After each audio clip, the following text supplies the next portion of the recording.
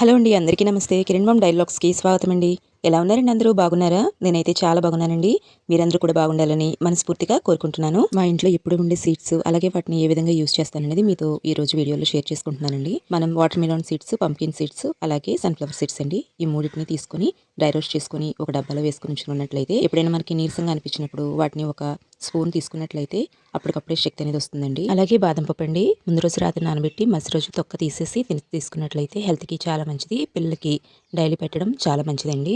అలాగే chia seeds, మునగాకు పొడి, వీటన్నిటిని కూడా హెల్త్కి చాలా మంచిని ఇచ్చే పౌడర్స్ అనమాట. ఈ చియా సీడ్స్లోని ఒమేగా 3 ఫ్యాటీ యాసిడ్స్లో ఉంటాయండి, ఫైబర్ ఎక్కువగా ఉంటుంది. ఇంకా అదేవిధంగా మునగాకు పొడిలో మనకి ఐరన్ ఉంటుందన్నమాట. ఇవి రెండు కూడా డైలీ తీసుకున్నట్లయితే ముఖ్యంగా ఆడవాళ్ళకి చాలా మంచిది. చియా సీడ్స్ని ఎప్పుడు కూడా నానబెట్టే తీసుకోవాలండి. మునగాకు పొడిని కూరలో వాటిలో వేసుకోవచ్చు. ఇంకా తర్వాత మహాబీర విత్తనాలండి, ఇవి మోకాళ్ళ నొప్పులు ఉన్నవాళ్ళు తీసుకోవచ్చండి. ఇది ఆయుర్వేదానికి సంబంధించింది. ఒకసారి డాక్టర్ని కన్సల్ట్ చేసి వాడుకోవడం మంచిది. ఇంకా తర్వాత మిలెట్స్ అనేవి ప్రతి ఇంట్లోనే ఉంటున్నాయండి మధ్యన. సో మిలెట్స్ అనేవి ఎక్కువ ఫైబర్, ప్రోటీన్ ఇవన్నీ ఎక్కువగా ఉండే ముఖ్యమైన ఆహారం అనమాట. బియ్యానికి డ్రై రోస్ట్ చేసిన విసిగించిన పొడి అండి. ఇందులో నువ్వులు కూడా కలిపి తీసుకోవచ్చు. దీన్ని ప్రతిరోజు కూడా కూరలో కూడా వేసుకోవచ్చు. అలాగే మొదటి అన్నం ముద్దలోని కాస్త నెయ్యితో కలిపి తీసుకున్నట్లయితే ఆడవాళ్ళకి చాలా మంచిదండి. ఇంకా తర్వాత అశ్వగంధ పొడి, ఇందులో ఇమ్యూనిటీని పెంచే గుణాలు ఎక్కువగా ఉంటాయండి. అందువల్ల ప్రతిరోజు రాత్రి నిద్రపోయే ముందు కాస్త పాలల్లో కానీ నీళ్ళలో కానీ కలిపి తీసుకుంటే చాలా మంచిది. ఇంకా తర్వాత సగ్గుబియ్యం అండి, పిల్లలకి మోషన్స్ ఎక్కువగా అయినప్పుడు నీరసం అయిపోతారు కదా, ఈ సగ్గుబియ్యం నానబెట్టి జావలా తయారు చేసి పిల్లలకి ఇచ్చినట్లయితే వెంటనే కొంచెం శక్తి అనేది వస్తుందండి.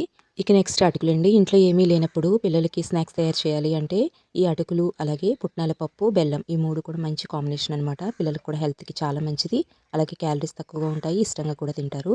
ఇంకా మీకు కావాలనుకుంటే అందులో కాస్త పాలు కూడా వేసి బాదము, జీడిపప్పు, అదేవిధంగా కిస్మిస్ కూడా వేసి వచ్చండి. ఇలాంటి కనుక పిల్లల్ని ఎంకరేజ్ చేసినట్లయితే జంక్ ఫుడ్ నుంచి త్వరగా బయటకు వస్తారండి.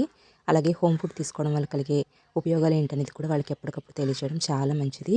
ఇంకా తర్వాత మరమరాలండి. మరమరాలు అనేవి మనం ఏ విధంగా అయినా తీసుకోవచ్చండి. దీంతో అచ్చు తయారు చేసుకోవచ్చు, అంటే చిక్కీ కింద అనమాట. ఇంకా అదేవిధంగా చాట్ కూడా ప్రిపేర్ చేసుకోవచ్చు. ఇంకా ఇప్పుడు చూపించేది ఏంటంటే రాగులు, జొన్నల్ని మొలకలు తెప్పించి వాటితో తయారు చేసుకున్న రవ్వండి. దీంతో మనం ఏదైనా ఉప్మా తయారు చేసుకోవచ్చు. లేదంటే చెక్క పొడి చేసుకొని పిల్లలకి కొంచెం బెల్లం కలిపి రాగి మాల్ట్ కింద కూడా ఇవ్వచ్చండి.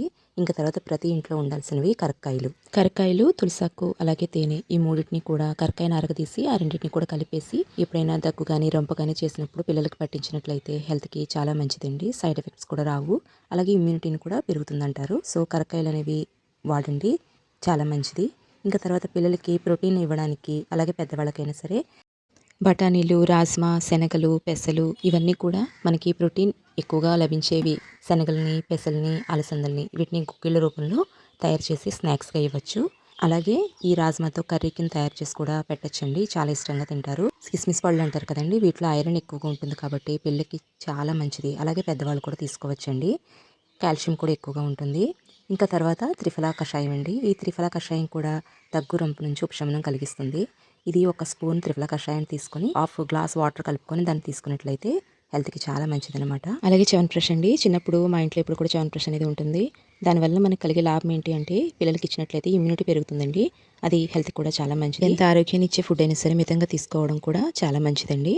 మీరైతే మీ ఇంట్లో ఎలాంటి కేర్ తీసుకుంటున్నారనేది కామెంట్ సెక్షన్లో తెలియచేయండి. అలాగే నాకు ఏదైనా సూచనలు ఇవ్వాలనుకుంటే కూడా తప్పకుండా తెలియచేయండి. నచ్చినట్లయితే సబ్స్క్రైబ్ చేసుకోవడం మాత్రం మర్చిపోవద్దు.